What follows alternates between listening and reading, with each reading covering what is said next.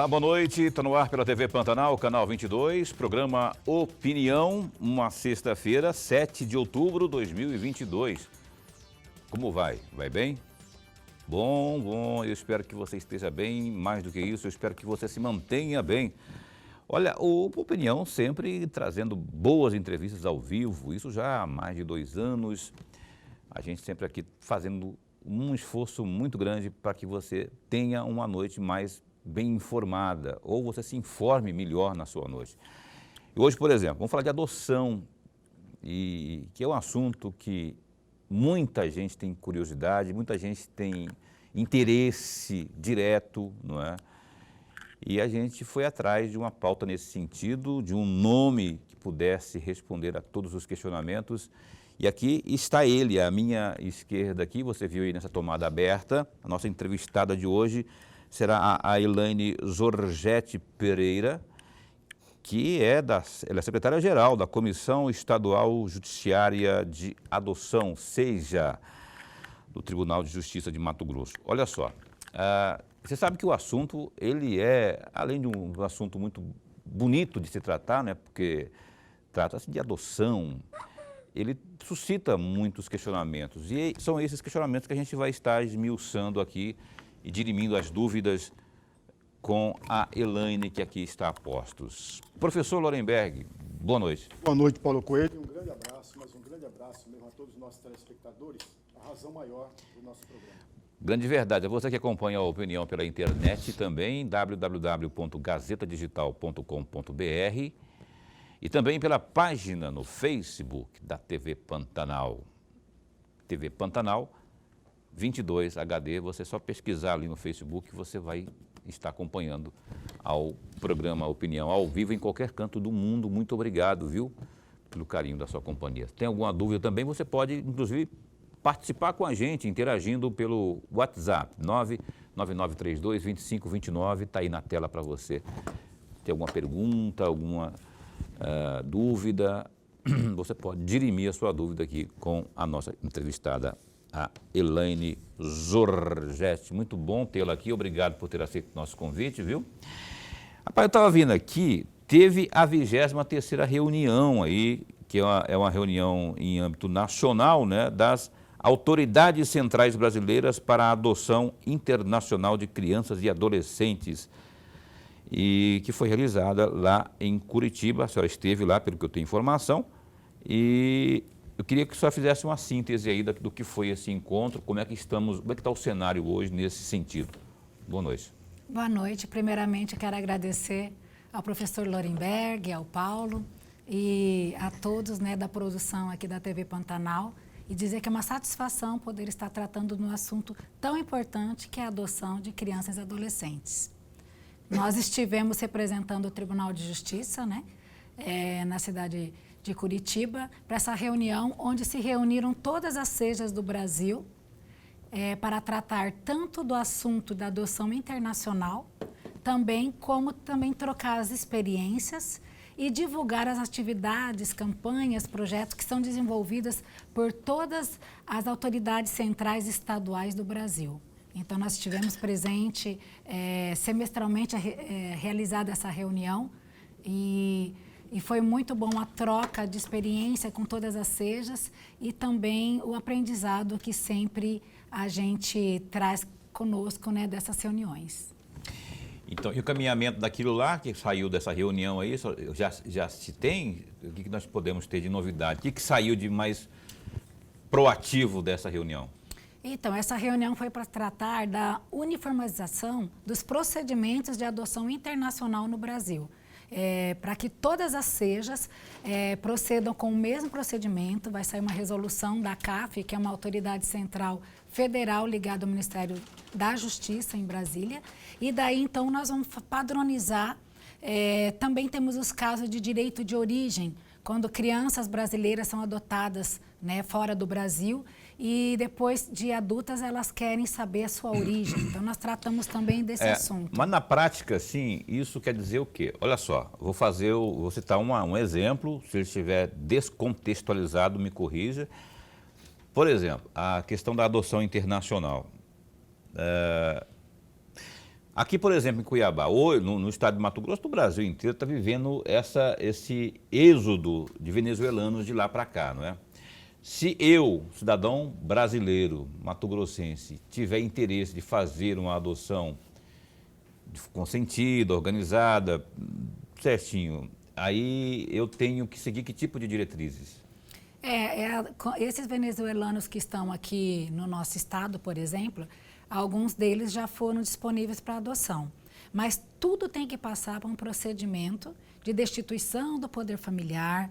É um processo um pouquinho mais demorado, porque tem que seguir também as leis e os documentos da Venezuela, mas a pessoa tem que se habilitar também como pretendente à adoção, como todas as outras pessoas que queiram adotar aqui no Brasil. Então, ela tem que se habilitar como pretendente, seguir uma ordem cronológica, estar na fila devidamente habilitado para poder adotar uma criança que também está aqui no nosso estado, no nosso país.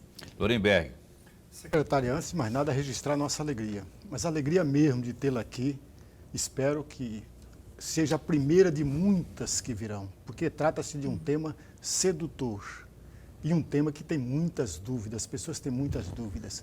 Nós ganhamos e ganhamos muito com a presença da senhora e o amigo telespectador, não tenho dúvida, já está ganhando.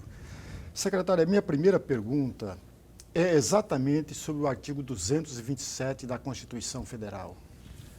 Eu tenho 3 perguntas, eu prefiro fazer cada uma separadamente, a menos que a senhora queira toda junta, aí eu farei isso. Eu vou ler o artigo 227, porque tem muitos telespectadores que podem não saber de cor o artigo 227.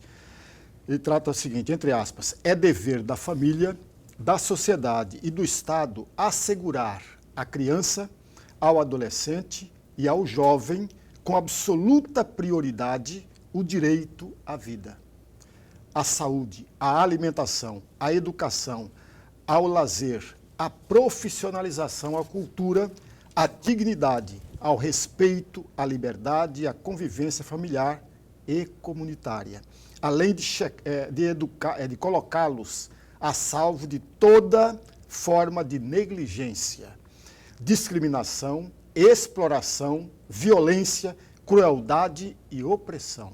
E aí eu tenho 3 perguntas.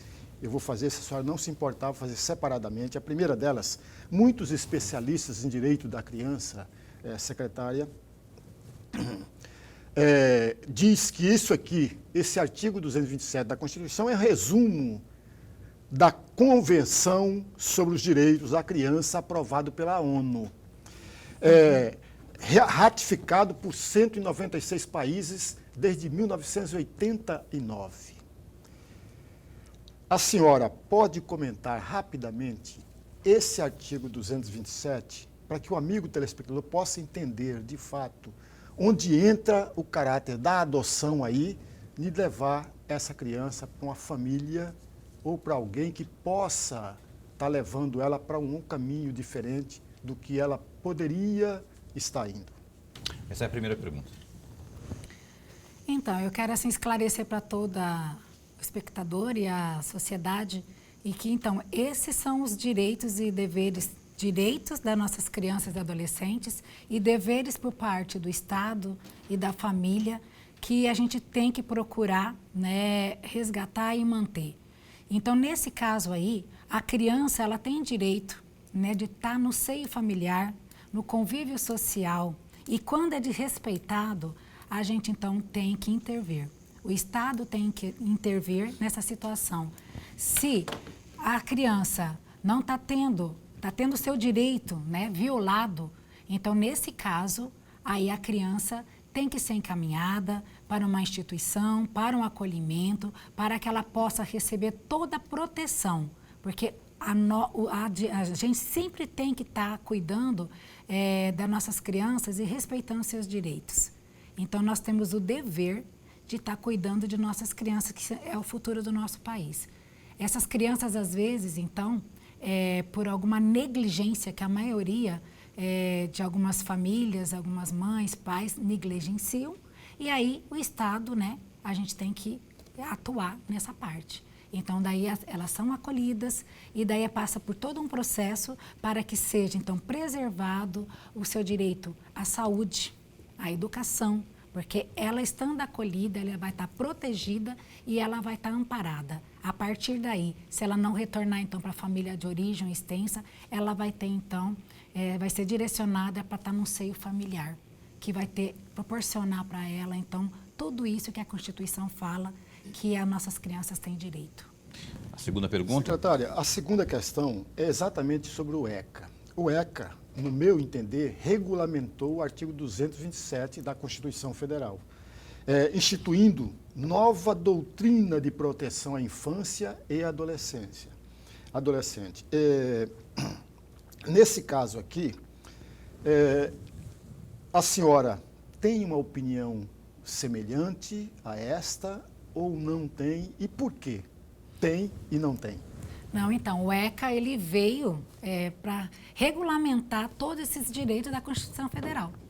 Então, nós temos até a nova lei de adoção, que saiu em 2009, e ali a criança e o adolescente passou, então, a ser sujeito de direito. Então, a partir dessa nova lei, a gente até mudou a nomenclatura de abrigo para uma instituição de acolhimento, uma unidade de acolhimento, e ali, então, a criança passou a ser sujeito de direito. Então, o ECA veio para regulamentar tudo que está no artigo 227 da Constituição Federal e para garantir todos esses direitos que está ali descrito na lei. E a terceira e última pergunta dessa leva do caríssimo professor. A terceira questão, o Código de Menores, lá de 1979, secretária, tinha uma perspectiva de confinamento, chamado de sequestro social, por muitos especialistas, o que foi superada pela doutrina de proteção integrada. Na prática, o país superou isso, de fato, superou aquele confinamento, aquele sequestro social que era do Código de Menores, lá de 1979, superou de fato isso, e agora nós estamos numa outra fase muito diferente, secretária. Se superou, o que nos diz da burocracia da adoção de crianças? Eu posso dizer com base no nosso estado. Nós temos hoje 87 unidades de acolhimento. A maioria delas já são modelo de casa-lar. Então, antigamente, pelo Código de Menores, elas eram, então, ficavam tipo no orfanato, muitas crianças, muitos adolescentes, sem identidade nenhuma, ficavam confinadas, e hoje não. Hoje a gente tem aí, nós tínhamos instituições maiores que acolhiam todas as crianças e adolescentes e cada vez mais, por causa da lei, pelo ECA, isso foi mudado radicalmente. Nós temos hoje, aqui mesmo em Cuiabá, modelos de 8 casas-lares hoje implantadas aqui, com diferentes idades, respeitando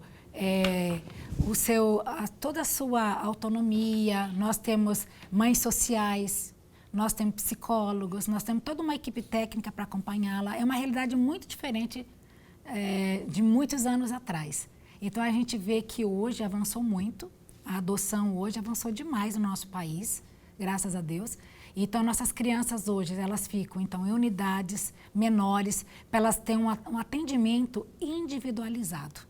Então, para ela ser respeitada também dentro do seu ambiente, para que seja um pouco mais próxima do ambiente familiar, porque ela já veio com tanto sofrimento, com aquela carga, então que ela seja acolhida com muito mais carinho, com mais amor. Então, hoje nós temos no nosso estado o modelo mais de acolhimento, tanto institucional, mas em modelos de casas-lares, ou também o acolhimento familiar, que nós temos aí alguns municípios que implantaram o programa Família Acolhedora. Mas respondendo a sua outra questão da burocracia da adoção, nós temos hoje que se preocupar com a criança e o adolescente que está acolhido. Então, nós temos, às vezes, essa burocracia da lei realmente é para proteger e também seguir, né, os artigos que a lei prescreve. Então, na adoção, a criança só está disponível para adoção depois que ela for totalmente destituída do poder familiar. Nós temos muitas crianças acolhidas, tanto no nosso estado como no Brasil, que elas são acolhidas por vários motivos. Risco de vida, negligência, drogadição. E quando elas são acolhidas, primeiro tem que verificar se ela vai ter um retorno para a sua família de origem, porque o Estado também tem que dar condição para essa família que ela possa acolher, porque o melhor para a criança é estar no seio familiar. Só quando não tem condições de ficar no seio familiar que ela vai ser destituída do poder familiar e vai ser colocada disponível para adoção. E às vezes esse procedimento de destituição da criança que faz o processo de adoção ficar um pouco mais demorado. Mas tudo, repito, para preservar e proteger as nossas crianças e adolescentes. Pois é, a senhora falou do processo da adoção propriamente. Eu gostaria de falar por um instante sobre a destituição familiar. Eu estou querendo, estou ofertando, disponibilizando um filho meu, biológico, para adoção. Quais são os detalhes burocráticos disso aí para que, de fato, essa criança esteja destituída do meu pátrio, né, do meu poder, da minha... Então, nós temos duas situações. Aquelas crianças que são acolhidas por meio de denúncias, né, com o Conselho Tutelar, tem apreensão, que vai para a unidade de acolhimento. E nós temos a situação que a mãe ou a gestante, que nós temos hoje, está no ECA, desde 2017, está já previsto no ECA a entrega voluntária. Então, se uma gestante ou uma mãe que acabou de ter seu filho não tem condições de cuidar do seu filho, ela vai procurar a vara da infância e juventude para fazer essa entrega voluntariamente e de forma legal. Ela vai ter todo o sigilo, vai ser preservado, né, a sua identidade, ela vai ter todo o seu cuidado, não pode ter julgamento, mas ali ela vai ser atendida por uma equipe técnica e essa criança vai ser colocada para adoção por uma família devidamente habilitada. Não pode a mãe querer entregar diretamente seu filho para adoção e escolher o casal. Hoje não é permitido, porque os casais habilitados, eles passaram por um processo de habilitação, passaram por um curso preparatório para adoção e estão devidamente habilitados e nós temos certeza que eles são preparados para receber essa criança e adolescente. Porque tem muitos casos que aconteciam, e às vezes acontece, da mãe, olha, eu não quero o meu filho, e entrega para uma pessoa, mas ela não está destituída do poder familiar. Então, ela pode fazer uma chantagem com esse casal, ou com essa mãe, ou com esse pai, futuramente querer a criança de volta, e essa pessoa que pegou não legalmente essa criança vai ter muita dor de cabeça futuramente. Então, a gente sempre fala, tomem cuidado com esse procedimento que não seja legal. Vamos continuar falando sobre isso daqui a pouco após o intervalo comercial, porque é um assunto, eu estou aqui cheio de vontade de esclarecer outras coisas, porque ela vai falando algumas coisas, a Ilane traz algumas informações, aí suscitam outros questionamentos, a gente vai esmiuçar mais sobre isso e muito mais, não é? Aqui ao longo do programa de hoje, que dá um tempo só, a opinião dá um tempo e volta já, após o intervalo comercial.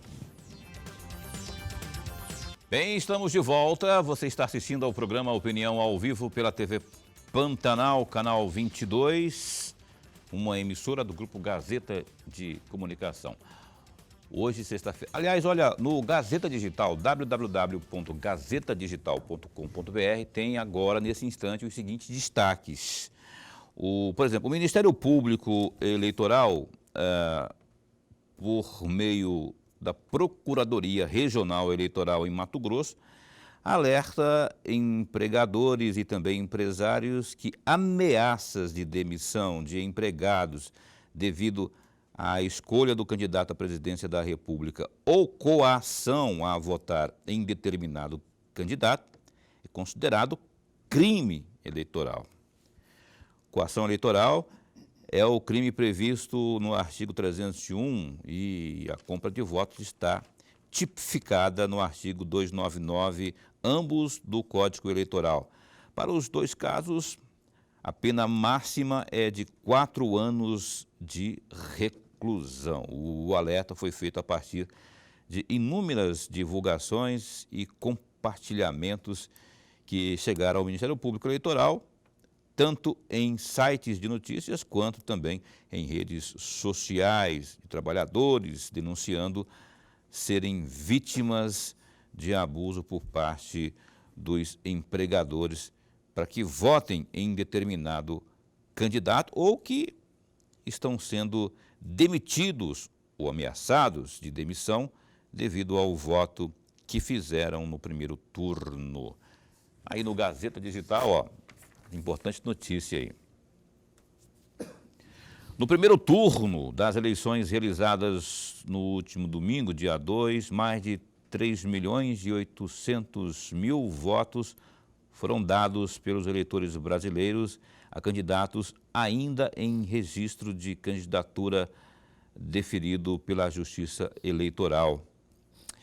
Esses candidatos apareceram sub júdice nos sistemas eleitorais, o que significa que, apesar de terem o nome na urna, suas candidaturas encontram-se ainda pendentes de alguma decisão judicial. É o caso, por exemplo, do candidato Daniel Silveira, do PTB do Rio de Janeiro, que disputou uma vaga ao Senado pelo Rio e recebeu mais de 1.500.000 votos, ficando em terceiro lugar. Ele teve o registro negado pelo Tribunal Regional Eleitoral do Rio de Janeiro, mas ainda aguarda julgamento de recurso. Mais detalhes aí, ó, no Gazeta Digital, www.gazetadigital.com.br. Teve o Daniel Silveira lá, né, e teve também o Neri. O Neri também foi um caso típico aqui, né? Mas ele recorreu ao Supremo, o Supremo não deu a ele a liminar que garantisse. Ele recorreu ainda durante... Mas ele poderia recorrer ao próprio Supremo Tribunal Federal. Tanto é verdade que a votação dele, que hoje já se sabe que foram mais de 300.000 votos, ficou congelado, ficou ali, não foi divulgado. Mas assim como o caso do Daniel Silveira, que ficou em terceiro lá, o eleito lá foi escolhido, foi o Romário, lá no Rio de Janeiro, o Neri mesmo que com 300.000 votos, mesmo assim não adianta descongelar, que não vai adiantar nada, né? A mesma coisa do Daniel. Aliás, o Daniel da Silveira foi rejeitado a candidatura dele há muito tempo. Lá, antes mesmo de começar o horário político eleitoral, a candidatura dele já tinha sido rejeitada. Ele estava recorrendo, né? Ele estava usando do seu direito, que é o direito dele. De recorrer, exatamente. Retornemos aqui à nossa entrevista de hoje. Nós estamos entrevistando aqui a nossa querida Elaine Zorgetti Pereira, falando de adoção. A Elaine, ela é secretária-geral da Comissão Estadual Judiciária de Adoção, a SEJA, do Tribunal de Justiça de Mato Grosso. Olha, Elaine, se eu quiser hoje adotar uma criança no estado de Mato Grosso, quais são os passos que eu devo seguir? Ou, mais do que isso, se eu quiser, eu quero adotar, Elaine, eu vou chegar lá no SEJA e falar assim, ó, Elaine, eu quero uma criança, olha só como eu montei a característica dela, eu quero de olhos azuis, cabelo loiro, eu quero assim, eu quero assado, eu consigo assim ou não é bem assim que funciona e como que funciona? A pessoa que quer adotar, né, o primeiro passo da adoção, ela se habilitar como pretendente à adoção. Então, ela vai passar por um processo de habilitação à adoção. Então, a primeira coisa que ela vai fazer vai providenciar a documentação necessária conforme o ECA pede. Então, ela vai providenciar documentos pessoais, RG, CPF, comprovante de residência, comprovante de renda, vai também ter que ter um atestado de sanidade física ou mental e também vai ter que participar de um curso preparatório para pretendente à adoção. Hoje é obrigatório a pessoa, para se habilitar como pretendente à adoção, passar por esse curso. Nós aqui no estado de Mato Grosso, nós temos uma parceria com um grupo de apoio à adoção, que é a Ampara. Outras comarcas também têm esse grupo de apoio à adoção, como Rondonópolis, Tangará, Primavera do Leste, e que realizam o curso preparatório para pretendente à adoção. Mas todas as comarcas também têm equipe técnica que faz essa preparação das pessoas que queiram adotar. Então, depois de providenciado toda essa documentação, certidões também negativas, né, civil e criminal, a pessoa no nosso estado, nós temos à disposição hoje um sistema que facilita a vida das pessoas aqui do estado de Mato Grosso. Ela não precisa se dirigir até o fórum de sua comarca, como antigamente faziam. Ela vai acessar o Tribunal de Justiça, o site do tribunal, na página do tribunal tem lá cadastro de pretendente à adoção. Ela vai preencher todo um formulário eletrônico, vai anexar toda a documentação necessária, inclusive o certificado do curso de participação, e quando ela enviar, ela vai receber um protocolo desse processo dela para acompanhar. Então, é só um cadastro que vai ser protocolado dentro do nosso sistema PJE. Gente, mas é muita coisa, hein? Só que assim, que nem eu estou falando aqui, a reação, pô, é muita coisa, é muito burocrático, mas pela delicadeza do assunto, pela importância do assunto, tem que ter, né? Essa segurança, porque é uma segurança, não é nem para o processo, é para a criança que está sendo adotada. Sim, a gente tem que fazer toda essa documentação, esse curso, porque nesse curso a pessoa vai saber se realmente é aquilo que ela quer e ela vai estar preparada para receber uma criança, né? Porque muitos casais optam pela adoção tardia de crianças maiores. Então tem que ser bem preparado para receber esse adolescente, essa criança. E depois de eles estarem com toda a documentação e fazer tudo isso, daí vai ter ainda o processo. Eles vão receber a visita de uma assistente social, uma psicóloga, que vão fazer um estudo psicossocial com essa pessoa. Vamos esclarecer bem que não é só casal, né? Que qualquer pessoa pode adotar uma criança e adolescente, tanto solteiro como casal homoafetivo, 2 mulheres, 2 homens. Hoje no Brasil, qualquer pessoa pode adotar uma criança e adolescente. A pessoa sozinha também? Sim, também solteira pode também.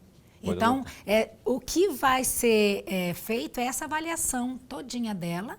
E daí, quando o Ministério Público der o parecer, o juiz vai proferir uma sentença. Então, eu queria só que você respondesse aquilo que eu questionei. Se eu posso montar, imaginariamente, aqui o perfil da criança que eu quero e se isso vai ser acatado ou não. Eu tenho isso aqui, você tem que ter. Porque, assim, quando você passa por todo o formulário, esse curso, eu acho que é curso que o senhor falou, né? Isso. Que tem que fazer e tal. A pessoa já deve ter a noção de que ela está ali por amor. Se ela quer adotar é por amor, não querer criar uma fantasia. Se quer criar uma fantasia, você vai lá na loja, compra uma boneca do jeito que você quer e pronto.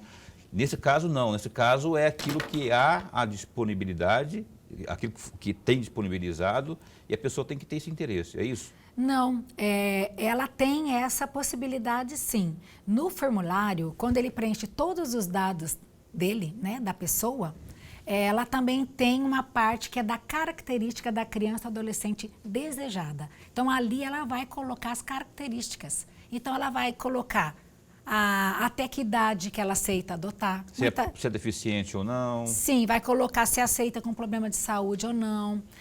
O sexo, a cor da criança, ela vai colocar.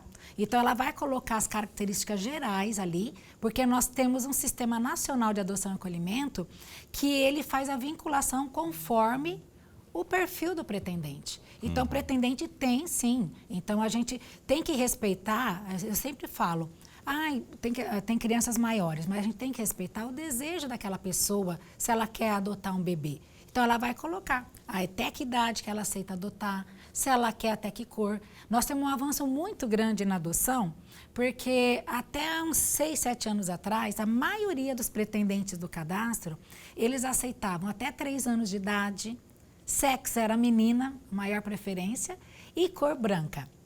Então, a gente tinha essa preferência. Hoje, nossos pretendentes do estado de Mato Grosso, a maioria aceita adotar, aumentar o perfil até 5 anos e sexo e cor indiferente. Então, a gente vê aí um avanço. Algo que eu não sabia disso, eu achava que não tinha essa história de eu apontar as características do que eu quero e tal, porque aí acaba ficando uma coisa muito, né? Mas, por exemplo, esse fator da criança ter algum tipo de problema de saúde, isso, né? Sim. Existe rejeição? Quando eu falo rejeição, não é eu não quero, mas assim, essas crianças não ficam, que estão, não sei se existem essas com problema de saúde, mas Sim. elas ficam mais rejeitadas, elas ficam mais em segundo plano, a prioridade são outras? Sim, hoje, assim, a maioria dos pretendentes não aceitam com deficiência física e mental mais severa. Aceitam com deficiência tratável. Então, essas crianças que têm algum problema de deficiência um pouco mais grave, elas ficam realmente acolhidas, disponíveis, e é mais difícil a gente encontrar um pretendente à adoção para elas. Nós temos. Pena, né? Professor. Secretária, vamos aprofundar um pouco mais a resposta anterior a essa que a senhora acabou de nos dar, trazendo aqui a nova lei de adoção 12.010 de 2009, que diz, e se a minha interpretação estiver equivocada, a senhora, por favor, me corrija sempre. Qualquer pessoa com no mínimo 16 anos ou mais que o adotado, que a criança, poderá adotar, sendo solteira ou casada. O adotante também tem que mostrar apto a fornecer uma boa moradia, educação e toda a assistência necessária para garantir a dignidade da pessoa do menor no âmbito da convivência familiar. Isso de fato, secretário, isso de fato ocorre seguindo religiosamente este padrão da nova lei de adoção? Sim, é por isso toda essa documentação que eles têm que apresentar. Tem muita gente que fala assim, nossa, só rico que adota? Não, não é só rico que adota, mas nós temos que respeitar a lei. Então, essa pessoa que quer adotar, ela tem que ter no mínimo condições de fornecer uma moradia, né, digna para essa pessoa, para essa criança, para esse adolescente.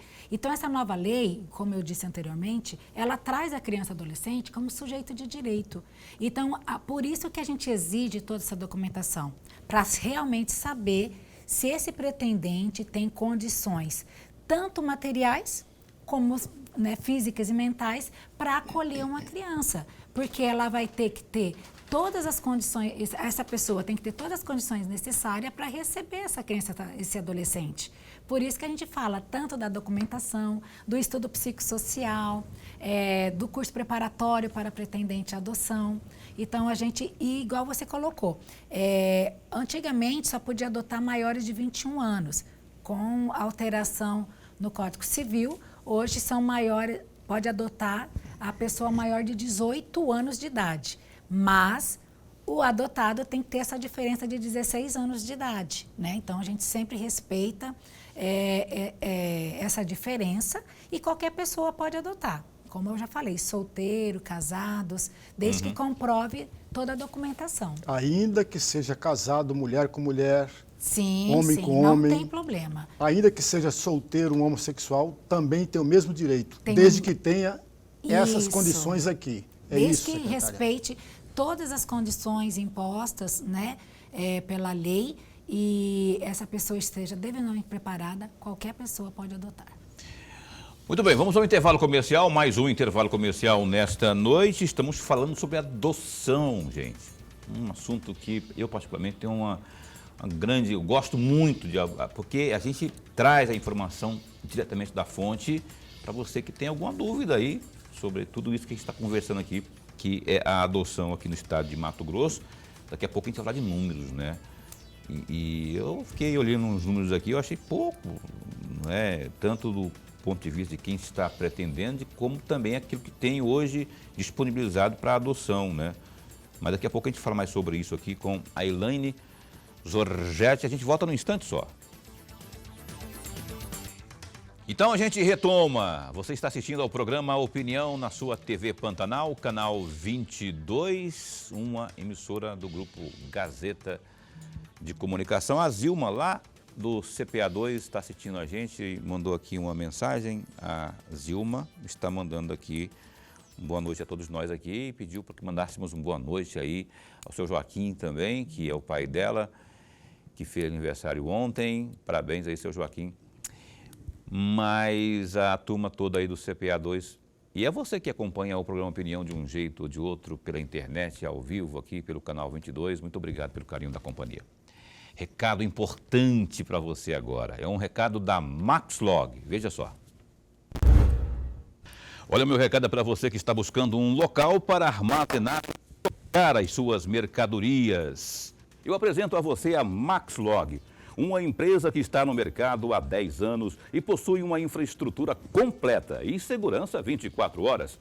Atualmente, a Maxlog conta com 3 unidades em Cuiabá e uma unidade em Goiânia. Sua infraestrutura de galpões possui 167 mil metros quadrados de pátio e 55 mil metros quadrados de área coberta. A Maxlog tem como diferencial a oferecer aos seus clientes os seguintes serviços: monitoramento 24 horas por dia, portaria, serviços de carga, descarga para cargas batidas e paletizadas, sistema de pesagem de balança, banheiros e restaurante. A Maxlog também oferece serviços temporários de carga e descarga e ainda armazenamento. Agende a sua visita. Fale com a Maxlog pelo telefone 65-3611-6900.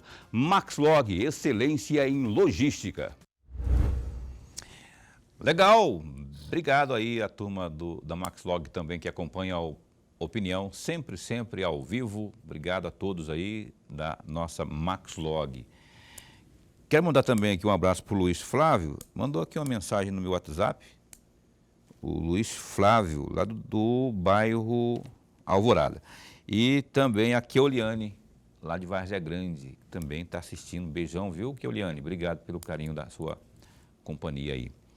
Vamos retomar o nosso assunto da noite, que é a adoção, com a Ilane Zorgetti. Então, eu até falava agora há pouco, antes de encerrar o bloco anterior, Ilane, da questão dos números, né? Aptos para adoção, 34 apenas. Eu falo apenas porque eu achei que fosse maior esse universo aí, né? Queria que você explicasse. Vou começar, ao falar de números, vamos começar por esse dado aí. 34, não é um número muito pequeno?